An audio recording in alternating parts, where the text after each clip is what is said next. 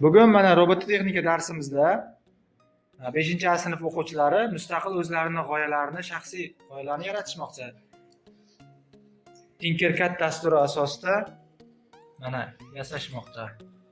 Men Sunnat Xurshid 5-A sinf o'quvchisiman. Mening do'stim Qo'chqorov Sandir.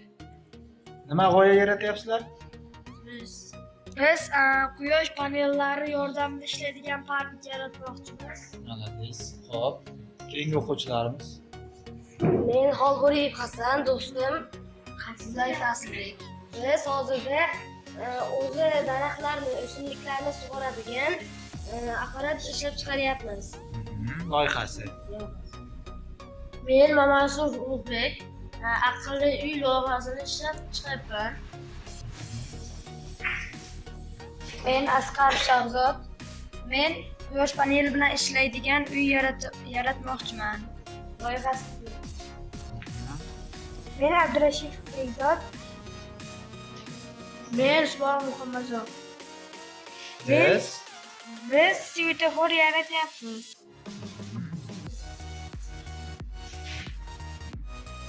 Men Ahmadjon Sunnatullo informatik robototexnika darsidan quyosh panellaridan zaryad oladigan elektr mashina yaratmoqchiman. Yaxshi, malades. Men Abdug'ani Shamshad, mening do'stim Rajaboyev. Biz bugungi robototexnika darsidan aqlli ekinlarni sug'orish dasturini o'qiyapmiz. Men Rustam Istombek. Sizda nima muammo bo'lyapti? Akkaunt qarang. Arnasoy ixtisoslashtirilgan maktab robot. Endi bu yerda parol so'rayapti. Parolni yozamiz. Arnasoy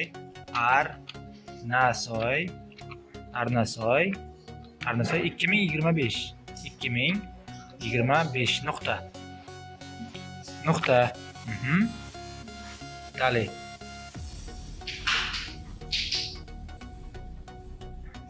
Saqlanib. O'chiramiz uni X. Mana akkaunt ochildi. Mana Arnasoy ixtisoslashtirilgan maktabi deb. Endi bu yerdan Home.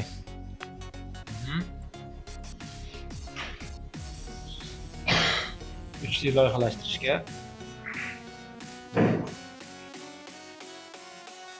Qaysi dastur ishlayapmiz? Loyihangizni boshlashingiz mumkin. Sizga qanaqa loyiha berilgandi? Menga Mustaqil 3 qavatli uy, loyiha qanaqa berilgan? o'simliklarni sug'orish loyihasi bilan keldi. Yaxshi. Xo'p. Men Tinkercad dasturidan 3 qavatli uy va pastida aqlli sug'oradigan yasayapman. Mening do'stim Men Qahorbek Temurbek. Biz Tinkercad degan dasturdan bu loyihani ishlab qilyapmiz. 3 qavatli uy, uni oldida bog'ni Ekobog. uni avtomatik o'zi aqlli sug'orish tizimi o'zi sug'orib chiqadi. Malades. Yaxshi. Xo'p, qolgan o'quvchilarimiz. Men Sumorov yashayapman. Yaxshi.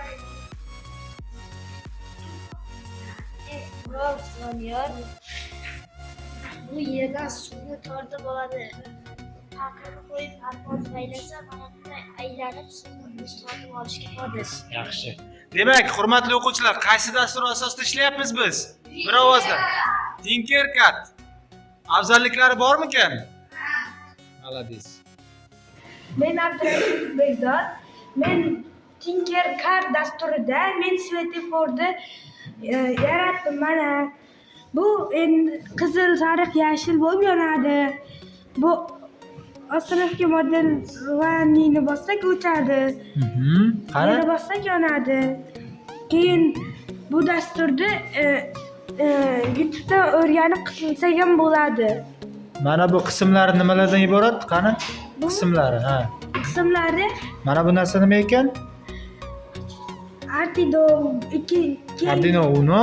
Bular nima? bu Svetodiodlar. Svetodiod. Keyin Rezistor. Rezistorlar. Keyin Plata, universal plata. universal plata. Молодец, yaxshi. Endi keyingisiga o'tamiz. Assalomu alaykum. Mening ismim Subhon Muhammad Zohid. Men Bekzod do'stimga yordamlashdim. Mana biz Bo'lmay ekan bunisi. Yaxshi. Nimalardan iborat ekan? bu Arduino Uno, bunisi mana bunisi Svetodiod. diod, Pastdagi turgan rezistor. bunu rezistor. Mana buni bossak o'chadi. Yana bir marta bossak yana qizildan boshlab yonishni boshlaydi. Молодец. Demak, bu loyihalaringni qayerda, hayotda, qanday joylarda ishlasak bo'ladi ekan? Ko'chalar Yo'llarda. Chunki yo'llarda ko'p avariya bo'ladi. Shunda har bir yo'llarda svetofor qo'ysak, odamlar piyodalar o'tish yo'lagida o'tadi. Молодец. Keyin alohida mashinalarimiz ham bo'ladi. Молодец. Yana takliflar bormi yana? yana Yo'qmi? hozircha yo'q. Takomillashtirish ishlari bo'lyaptimi? Men O'rol Vidoyev, Anisa Hikmat So'zlashtirgan maktabning o'quvchisiman va mening do'stim Olimboy Davlat 6-sinfda o'qiyman. bizning vazifamiz bo'lib, bu ranglarni aniqlaydi va sizlarga ko'rsatamiz. Green, yellow, blue, red. Bosamiz.